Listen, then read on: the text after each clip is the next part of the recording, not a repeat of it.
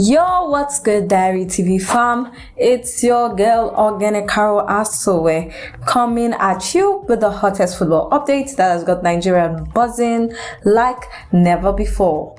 On July 26, 2025, in the heart of Rabat, Morocco, our Super Falcons pulled off one of the most epic comebacks in African football history, clinching their 10th title of the Women's African Cup of Nations. MissionX is accomplished, and it's time to talk about this 3-2 thriller against the Atlas Lionesses.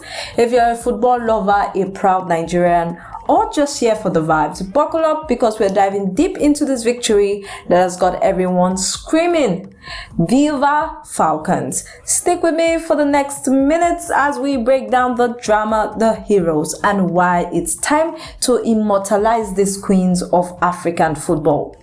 This is Diary TV, where we keep it real, keep it passionate, and keep it 100% Niger. Let's go!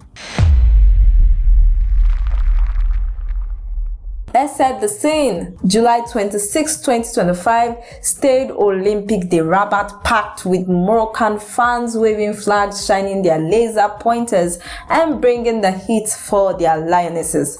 Nigeria Super Falcons, led by coach Justin Madugu, stepped onto that pitch with one goal: MissionX to win the 10th WAFCON title and make history. But oh boy, did Morocco make it tough. In the first half, it felt like a nightmare. Morocco came out swinging with Ghizlane Chebbak smashing in a goal in the 13th minute.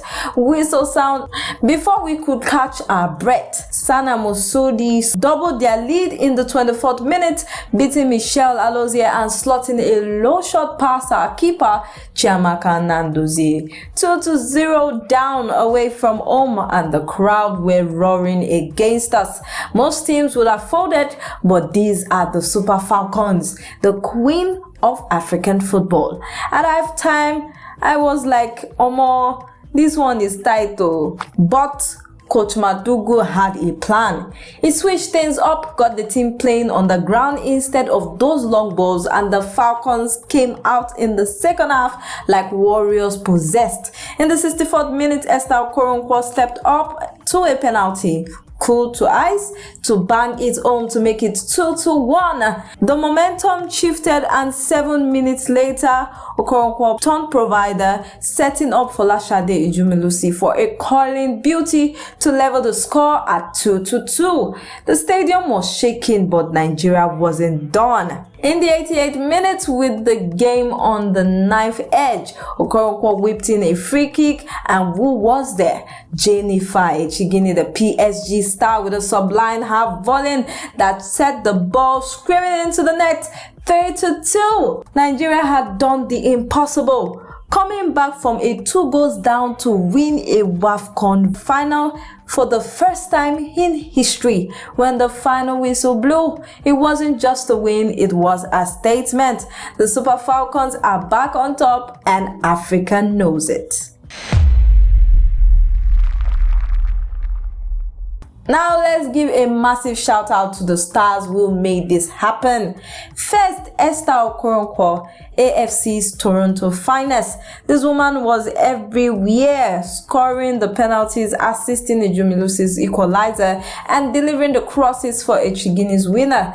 9 out of 10 for our performance, and I'm not even exaggerating. She was the heartbeat of that comeback, and her name is going to be on every Nigerian's lip for years. Then we've got Jennifer Echegini, the substitute who became a superhero. That 88-minute goal, pure class. She was out there balling for PSG, and she has shown why she's a global star. Folashade Ijamilusi, the young star, stepped up with that equalizer, proving the future of Nigeria women's football is bright. And let's not forget Captain Rasheedat Ajibade, the WAFCON player of the tournament. Her leadership was next level, rallying the team when hope seemed lost. She even let Okoronkwo take the penalty, and that was a captain who trusted her squad.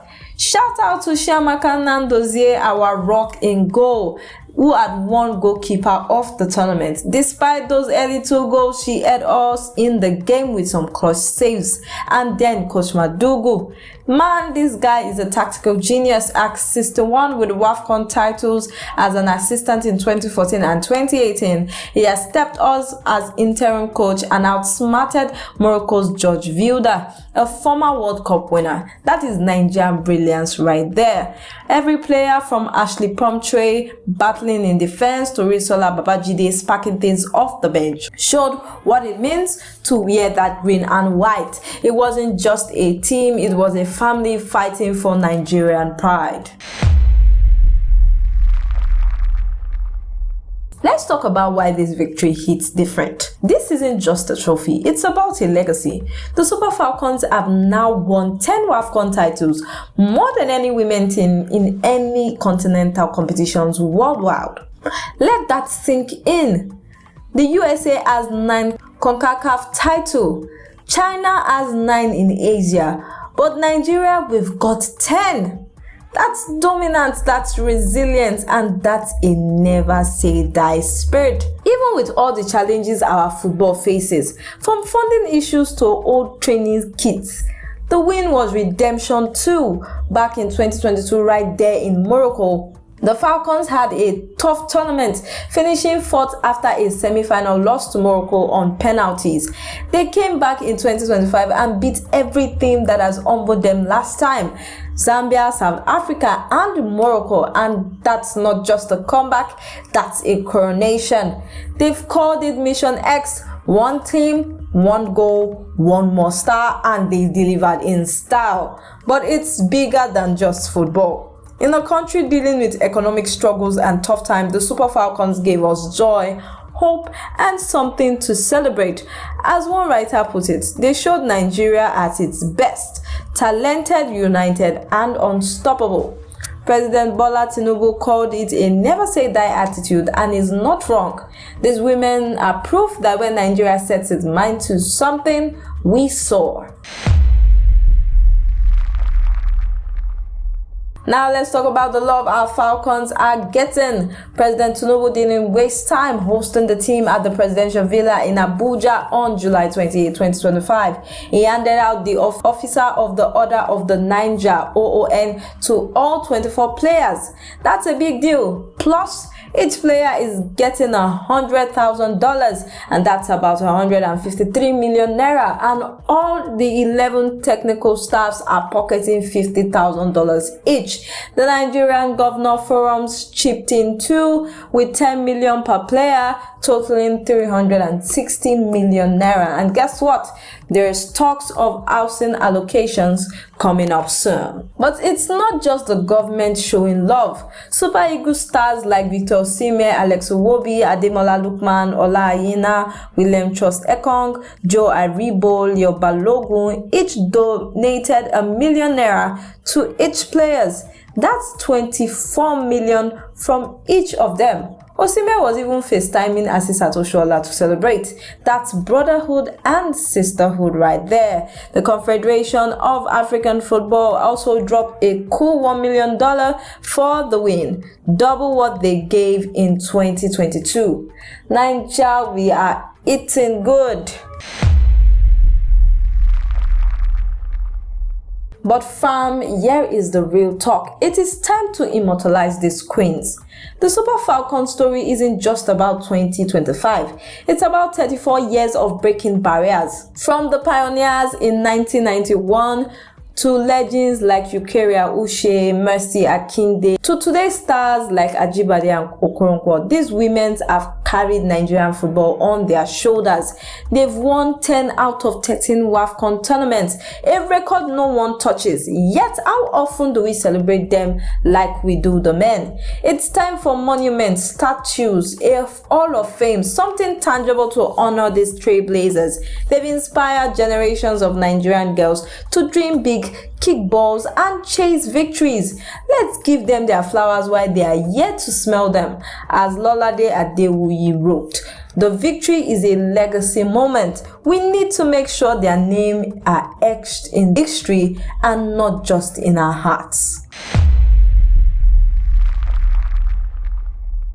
So what's next for our Super Falcons? Captain Rasheedat Ajibade isn't resting on her laurels. At the presidential villa, she dropped a bold vision. We want to become the best women football team in the world. That's the spirit. With talent, with world-class talent like Echegini and Okoronkwo, and the young stars like Ijamilusi coming through, the sky is the limit. Ajibade also called for better facilities from the government and the Nigerian Football Federation. If we want to compete with the likes of the USA and Spain, we need top-notch training grounds and support.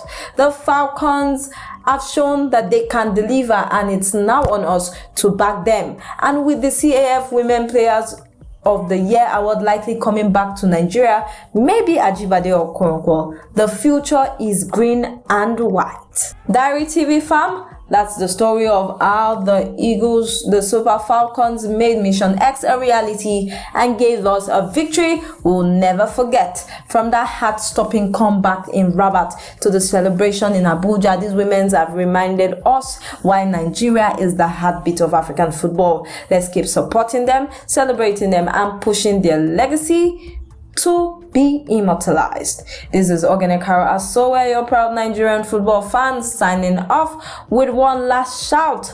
Viva Falcon! Viva! Don't forget to like, subscribe, and hit the notification bell for more updates on Diary TV. Drop a comment. Who was your MVP of the tournament? Esther Okoronkwo or Rasheedat Ajibade?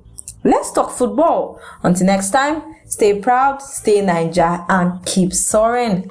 Peace out.